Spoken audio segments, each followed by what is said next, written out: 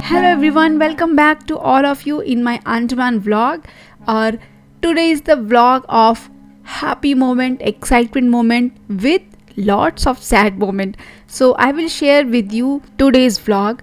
और आज हम जा रहे हैं स्कूबा डाइविंग के लिए। तो स्कूबा डाइविंग जाने के लिए हम सुबह 4 बजे उठ गए थे। 5 बजे के करीब उन लोगों ने बोला था, स्कूबा डाइविंग वालों ने, कि वो आकर के हमें हमारे रिजॉर्ट से पिकअप करेंगे। तो यहाँ पे हम निकल रहे हैं। बाहर गाड़ी आ चुकी है, वो वेट कर रही है हमारा। और बाहर आने के बाद बहुत अच्छा सा मुझे वेदर दिखा, क्योंकि ये हमारी पहली सुबह थी अंडमान में। तो सुबह सुबह ऐसा आसमान देखने के बाद मज़ा आ गया। तो हम यहाँ पे पहुँच गए स्कूबा डाइविंग सेंटर पे। जो भी इन्फॉर्मेशन होता है वो सारा इन्फॉर्मेशन दिया उन लोगों ने। वो लोग फॉर्म्स भी देते हैं फिल करने के लिए कि आप अपने लाइफ के खुद के रिस्क पे आप ये रिस्क लेना चाहते हैं, आप जाना चाहते हैं, आपके कुछ मेडिकेशंस, एलर्जीज़, वो सब का पूरा डिटेल्स लेते हैं वो लोग उसमें। और टोटल हम लोग बस 3 लोग ही थे जिनको कि स्कूबा करना था, और ये बस 3 लोगों को ही लेकर के निकल गए। मुझे लगा कि बहुत सारे लोग होंगे तो बैच वाइज हम जाएंगे, बट जब 3 ही थे तो ये तीनों को लेकर निकल गए। हमारे साथ मेरा बेटा था और एक और लड़की थी, उसके साथ उनकी मासी आई थी। तो हम टोटल 5 लोग एक गाड़ी में बैठ करके और जो स्कूबा डाइविंग का मेन प्लेस है वहाँ पे पहुँच गए। और ये जो मेन प्लेस है स्कूबा डाइविंग का, सच में बहुत ही अच्छा प्लेस है। इसको आपने मेरे डे 2 व्लॉग में देखा होगा। सच में इतनी खूबसूरत जगह, बहुत अच्छी लगी मुझे, एकदम सीनरी जैसा लग रहा था। आपको वीडियो में जैसा दिखता है उससे कहीं ज़्यादा सुंदर वहाँ पे लगता है, क्योंकि आप वहाँ पे उस एयर को फील कर सकते हैं, उस वेव्स को सुन सकते हैं। तो बहुत अच्छा लग रहा था, एक्साइटमेंट भी था। लेकिन यहाँ पे आने के बाद थोड़ा सा डर लगा मुझे। मेरा बेटा बहुत डर गया, क्योंकि अब उसको लगा कि हम लोग पानी में चले जाएंगे और वो वहीं पे वेट करेगा। बट फिर भी उसको पहले से मैं बहुत रेडी करके रखी थी, बहुत समझा करके रखी थी। तो यहाँ पे इन लोगों ने हमें बोट में बैठा करके, और अब ये हमें स्कूबा का जो मेन सेंटर है वहाँ लेकर के जा रहे हैं बस। लेकिन इससे पहले इन लोगों ने, जो मैं आपको दिखाई हूँ स्टार्टिंग में प्लेस, वहाँ पे 15 से 20 मिनट की इन लोगों ने ट्रेनिंग दी। और कम लोग रहते हैं तो ये भी है कि ट्रेनिंग जल्दी से हो जाती है। ट्रेनिंग में हम तीनों ने बहुत अच्छा परफॉर्म किया। फिर उसके बाद जब सब कुछ ओके हो जाता है, जब आप एकदम पूरी तरीके से कंफर्टेबल हो जाते हैं, तब वो लोग फिर ऐसे बोट में बिठा करके और बीच में लेकर के जाते हैं। थोड़ा डर लग रहा था बीच में जाने के टाइम पे। और अब मेरे बेटे की शक्ल बहुत, अब उसको काफ़ी डर लगने लगा था। मैं उसको बहुत रेडी कर रही थी, बट मैं अंदर से भी बहुत डरी हुई थी कि हम दोनों चले जाएंगे तो वो उसको मतलब कौन देखेगा, और थोड़ा सा डर हो गया था मेरे अंदर। तो एक्चुअली हम लोगों का प्लान ये था कि हम मतलब बहुत बड़ा बैच रहेगा, तो ऑब्वियसली वो लोग एक साथ कुछ लोग को ही लेकर के जाते हैं, फिर उनको लेके ऊपर आते हैं, फिर बाकी लोग जाते हैं। तो हमने ये सोचा था कि उसके साथ कोई ना कोई एक लोग रहेंगे। जैसे कि अगर मेरे हस्बैंड गए तो फिर मैं रहूँगी, और या फिर मैं जाऊँगी तो वो रहेंगे। बट कम होने की वजह से उन लोगों ने बोला कि वी विल टेक केयर, आप परेशान मत हो, आप दोनों लोग एक साथ चले जाओ ताकि टाइम हम लोग का बच जाएगा। तो ये भी एक बात सही है कि हमें डबल टाइम लगता है यहाँ पे अगर हम लोग बारी बारी से जाते। और जब 3 ही लोग थे तो हमने सोचा चलो कोई नहीं, चले जाते हैं। और वो भी शायद नहीं डरेगा, क्योंकि वो कंफर्टेबल हो गया था। जो भी ये भैया लोग हैं, जो भी ये ट्रेनर्स हैं, इन लोग के साथ वो काफ़ी कंफर्टेबल हो गया था। लेकिन स्टिल उसके अंदर डर था कि ये लोग पानी के अंदर चले जाएंगे।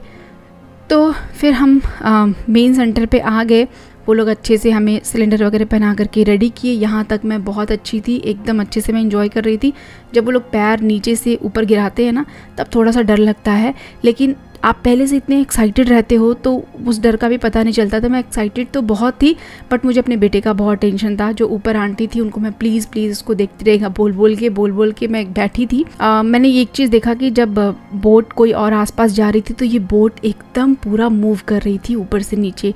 तो मैं बहुत डर गई थी उस टाइम पे कि अगर ऐसा हुआ और उसको किसी ने नहीं पकड़ा तो वो गिर सकता है। हालांकि लाइफ जैकेट रहता है, बट फिर भी बच्चे डर जाते हैं, तो फिर वो ना उन चीज़ों को दोबारा करने की हिम्मत नहीं रखते हैं, और फिर उनको हैंडल करने के लिए बहुत टाइम लगता है।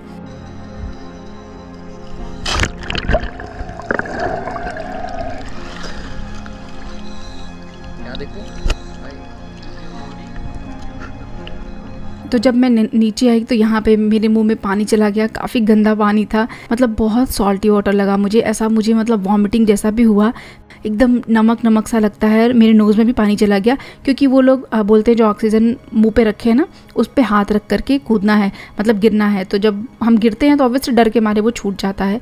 फिर उसके बाद ये मेरे हस्बैंड की बारी है। इनका सब कुछ बहुत अच्छे से गया, अच्छे से आए, और ये एक स्विमर भी हैं।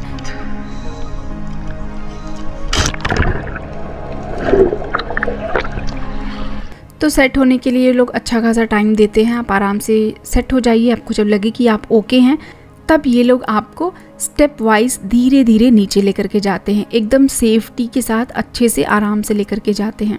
तो इनको काफ़ी नीचे तक लेकर के गए थे वो लोग, और ये कम्प्लीटली फाइन थे। तो इसलिए मैं यहाँ पे बातें करना बंद करूँगी अब, और आपको मैं इस समुद्र की गहराइयों के नीचे ले जा कर के दिखाती हूँ कि वहाँ की दुनिया कैसी है।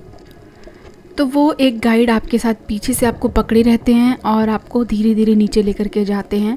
अगर आपको जहाँ पे भी अनकंफर्टेबल होता है वो लोग बोलते हैं आप वहाँ पे रुकने के लिए बोलिए, उसके बाद फिर आपको थोड़ा सा टाइम देते हैं सेट होने के लिए और फिर से नीचे लेकर के जाते हैं। तो नीचे यहाँ पे बहुत सारी वैरायटी ऑफ फिशेस आपको दिखेंगी।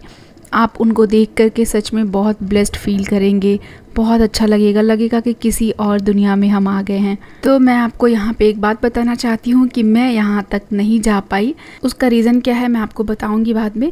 और रिग्रेशन तो मुझे बिल्कुल भी नहीं लगा। जब मैं नीचे तक नहीं गई तो मुझे बिल्कुल भी बुरा नहीं लगा, क्योंकि रीज़न ही कुछ ऐसा था। लेकिन मेरे हस्बैंड गए थे और बहुत अच्छी मेमोरी लेकर के आए, एकदम नीचे तक गए थे। So you can enjoy these colourful fishes.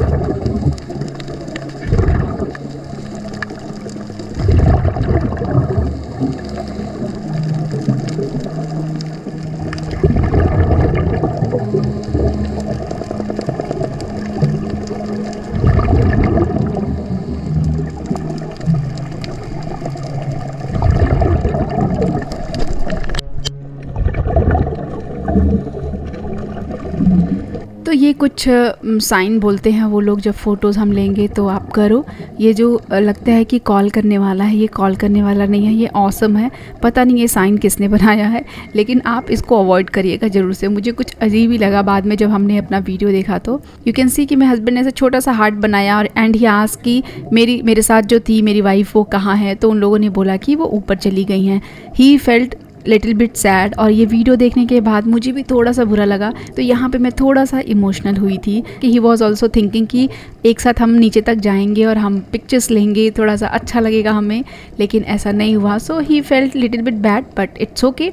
कुछ चीज़ें होती हैं हमें एक्सपीरियंस अच्छा दिलाने के लिए। थैंक्स टू हिम, उनकी वजह से मुझे अच्छा सा वीडियो मिला आप लोग को दिखाने के लिए। So you can enjoy this.